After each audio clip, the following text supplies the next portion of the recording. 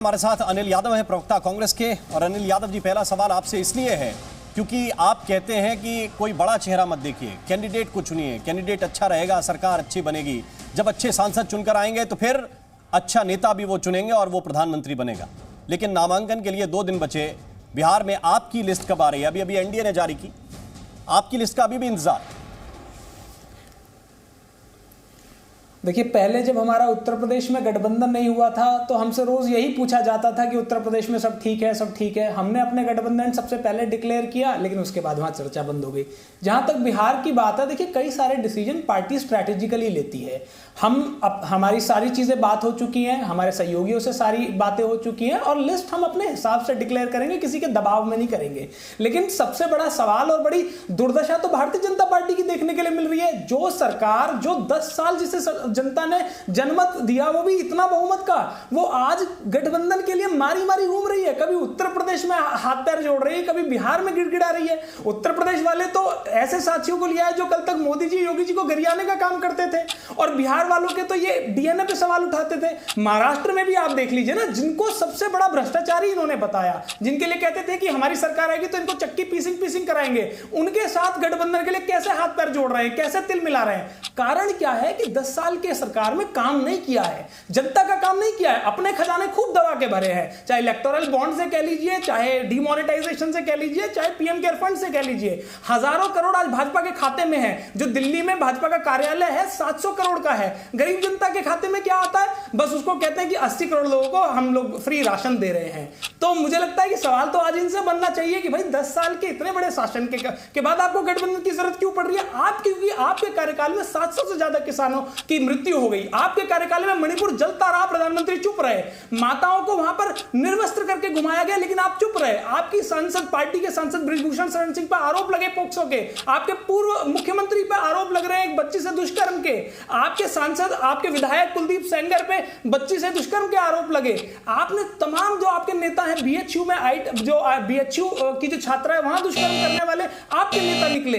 तो आप देखेंगे कि किसान इनसे परेशान है, नौजवान इनसे परेशान है। 50 लाख भर्ती, 50 लाख बच्चे भरते हैं 60,000 भर्ती के लिए। आप सोचिए, इस कदर तो बेरोजगारी है और उसमें भी पेपर लीक हो जाते हैं, तो छात्र इनसे परेशान है। महिलाओं का मैंने बताया कि जहां जहां दुष्कर्म हो रहा है, इन्हीं के नेता वहां पर संलिप्त पाए जा रहे हैं। कोई तबका ऐसा नहीं है जो इनसे ना परेशान हो। आप पिछड़े, दलित, आदिवासी, सबका शोषण इन्होंने किया। हम कहते हैं जाति जनगणना करा दो, वहां चुप है। तो आज जब ये इतने सारे मुद्दे बन गए हैं तो इनके पास सिर्फ और सिर्फ गठबंधन करना एक जरिया है, क्योंकि ये चुनाव में अपने फायदे समाप्त हुए।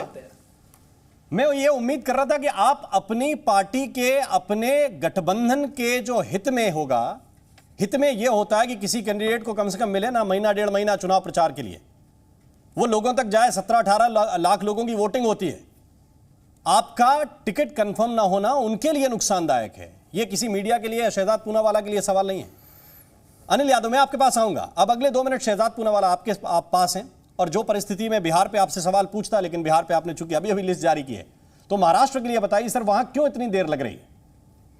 सबसे पहले तो राम जी, इस नई शुरुआत के लिए देवी शक्ति की कृपा आप पर असीम रूप से हमेशा बनी रहे। और देवी शक्ति जिसके साथ होती है, जो मिशन और विशन के साथ काम करते हैं, उनका गठबंधन हमारे जैसा होता है। हमारा मिशन और विशन साफ था, भारत को तीसरे अर्थव्यवस्था के रूप में आगे करना है, 25 करोड़ लोगों को गरीबी से निकालना है, 12 करोड़ नलके बैठाने हैं, 12 करोड़ शौचालय बैठाने हैं, किस प्रकार से 80 करोड़ लोगों को राशन देना है, डबल हाईवे, डबल एक्सप्रेसवे बनाना है, किस प्रकार से G20 करना है, विदेश नीति को ताकत देना है, मुंह तोड़ जवाब सर्जिकल स्ट्राइक से देना है। तब जब हमने ये सारे काम किए हैं, इसीलिए हमारे गठबंधन में देखे ना, एक के बाद एक, चाहे महाराष्ट्र हो वहां पर भी हमने कई सीटें डिक्लेयर की है, बिहार हो वहां पर भी आप देख लीजिए। परंतु दूसरी तरफ क्या है, ना मिशन ना विशन, केवल अपना अपना एम्बिशन, अपना अपना कंफ्यूजन, अपना अपना करप्शन और पॉलिटिक्स ऑफ डिवीजन। अब देखिए, ये लोग कहते हैं हमारा गठबंधन हो जाएगा, ये स्ट्रैटेजी का हिस्सा है कि केरला में जो गठबंधन बताते हैं, कुश्ती वहां पर लड़ते हैं, दोस्ती दिल्ली में करते हैं। केरला वालों ने बोला है वायनाड छोड़ दो राहुल गांधी को। आज ही स्टेटमेंट आया है कि ये जो है ये भाजपा के समर्थक है, कांग्रेस पार्टी कह रही है लेफ्ट के लिए, तो उनके साथ गठबंधन क्यों? महाराष्ट्र में जहां पर कल ये समापन हुआ, जहां पर शक्ति मां का अपमान किया गया, वहां पर संजय निरुपम जो है वो बगावती सुर अपना रहे हैं। उत्तर प्रदेश में राहुल के पड़े कदम तो आरएलडी ने तोड़ा दम वहां से। बिहार में संयोजक ही भाग गए। बंगाल में दीदी ने कह दिया कि 2 सीटें जो है लेना है तो लो, वरना तो मैं 42 पे लड़ूंगी। हालांकि मां दुर्गा पर वो शांत रहती है, परंतु आज जिस प्रकार से उनको वहां से बेदखल किया है, उमर अब्दुल्ला के सुर सुन लीजिए, दिल्ली में गठबंधन कर रहे हैं उसी आम आदमी पार्टी से जिसको गरियाते थे, और पंजाब में जाकर वहां पर झगड़ा करने का ड्रामा करते हैं। तो मुझे लगता है ये कंफ्यूजन और करप्शन वाला गठबंधन है। और करप्शन की बात कर रहे हैं, अरे भाई आपके यहां लालू प्रसाद यादव 4 बार कन्विक्टेड है, तो बता दीजिए करप्शन पर आपका क्या स्टैंड है। अरविंद केजरीवाल रोज लिस्ट लेकर बैठते थे कि सोनिया गांधी को जेल में डालिए, आज उसी अरविंद केजरीवाल के साथ गठबंधन किया है। डीएमके को राजीव गांधी का हत्यारा बताते थे, राजीव गांधी का भारत रत्न वापस ले ले ये आम आदमी पार्टी कहती थी। तो आपकी तो इतनी ताकत है, मोदी जी को हराने वाले हैं, तो ऐसे जानी दुश्मनों के साथ आपने गठबंधन क्यों बनाया हुआ है? और आज सवाल सिर्फ इतना है, देखिए महाराष्ट्र में तो वंचित बहुजन अगाड़ी किसकी पार्टी, आंबेडकर जी के परिवार की पार्टी, उन्होंने भी बगावत चीजें चलेंगी। और आप दोनों, दरअसल मुझे कहना नहीं चाहिए लेकिन आप कर वही रहे हैं राजनीति। उन्होंने भी अपने हिस्से का जो 120 सेकंड का समय था उसमें से लगभग 100 सेकंड बर्बाद किया इस बात में कि बीजेपी क्या कर रही है, और आपने भी लगभग 80 सेकंड उसमें से इस बात में कि कांग्रेस में क्या गड़बड़ है और इनमें INDI में क्या गड़बड़ है इसमें। लेकिन अब मैं ओपन करता हूं अनिल यादव के पास चलते हुए इस सवाल के साथ। अनिल यादव, आप अगर वाकई इस बात को लेकर गंभीर हैं कि गठबंधन ठीक है, अपनी अच्छी जगह है, अगर आपकी नीति कोई है, पॉलिसी है, तो फिर सबको एकाग्र हो जाना चाहिए ना उस चीज पे। और सीटों के डिवाइड में इतना समय लग जाना, आप महाराष्ट्र में तो आप एनसीपी आधी हो गई, नेता आधे इधर चले गए, आधे इधर है, शिवसेना आधी हो गई, आधे इधर है, आधे आपके पास है, कांग्रेस के भी कुछ कद्दावर लीडर जो टिकट के दावेदार थे वो छोड़ के इधर उधर हो गए, फिर भी इतना समय आप लगा रहे हैं। आप तो कह रहे हैं कि शहजाद पूनावाला की पार्टी को बहुत समय इसलिए लग रहा है क्योंकि ये सत्ता में होकर भी कुशासन कर रहे हैं, इसलिए नहीं कर पा रहे हैं। मुझे जरा बताइए, जब आप नेता कम हो गए, व्यवस्थाएं कम है, सीट के दावेदार कम हो गए, तब भी इतना समय लगा रहे हैं? अच्छा देखिए, पहली बात तो ये कि जब आपने ये तो माना कि भारतीय जनता पार्टी हमारे नेताओं को पोच कर रही है। देखिए, अगर भारतीय जनता पार्टी ने कुछ काम किया होता तो उन्हें हमारे नेता ले जाने की जरूरत नहीं पड़ती। मैंने आपसे सवाल किया, और अच्छा अब मैं दोनों को सूचित कर दूं एक छोटी सी बात, मैं सूचित कर दूं बस दोनों की एक चीज छोटी सी, आपको जो सबसे प्रमुख पॉइंट लगे जिसपे आप चाहते हैं कि बीजेपी से आप सवाल करना चाहते हैं, वो मैं फुल स्क्रीन चलाऊंगा कि अनिल यादव का कांग्रेस का ये सवाल है, शहजाद जी जवाब देंगे। शहजाद जी का जो सबसे प्रोमिनेंट सवाल है वो मैं फुल स्क्रीन चलाऊंगा, उसका जवाब आप दीजिएगा, वो फेस भी मैं डिबेट में लेके आऊंगा। लेकिन पहले अपना जवाब दे दीजिए कि क्यों इतनी दिक्कत हो रही है गठबंधन में सीटें बांटने में। मैं बताता हूं। देखिए, चुनाव जो लड़ा जाता है वो दो तरह से लड़ा जाता है, एक तो कैंडिडेट लड़ता है और एक संगठन लड़ता है। जहां तक संगठन की बात है तो हम लोग संगठन पे लगातार काम कर रहे हैं, हमारे बूथ पे काम शुरू हो रखा है, हमारे कार्यकर्ता गांव-गांव शहर-शहर जा रहे हैं। जहां तक टिकट डिसाइड की बात है तो वो समन्वय बना के किया जाएगा।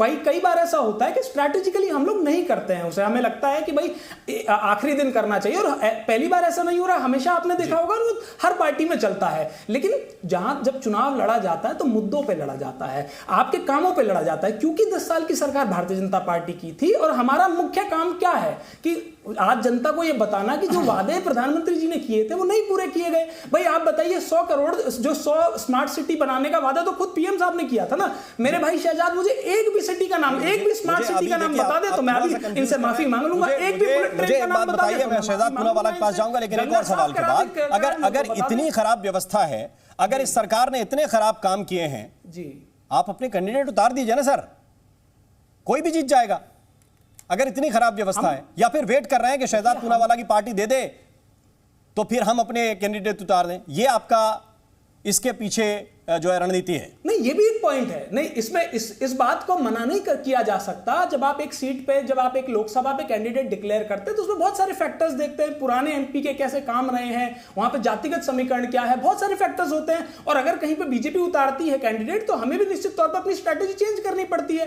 तो इसमें कोई बुराई नहीं है और ये एक पॉइंट है, बिल्कुल फेयर पॉइंट है, जिसको मैं डिनाई नहीं करूंगा। लेकिन सवाल तो यही है कि भाई लोकसभा में हम चुनाव में जा रहे हैं, 10 साल आपको बहुमत के दिए। भाई आज अब शहजाद पूनावाला के पास में चलता हूं, फिर मैं आपका सवाल पे वापस आऊंगा, आप पूछिएगा दोबारा।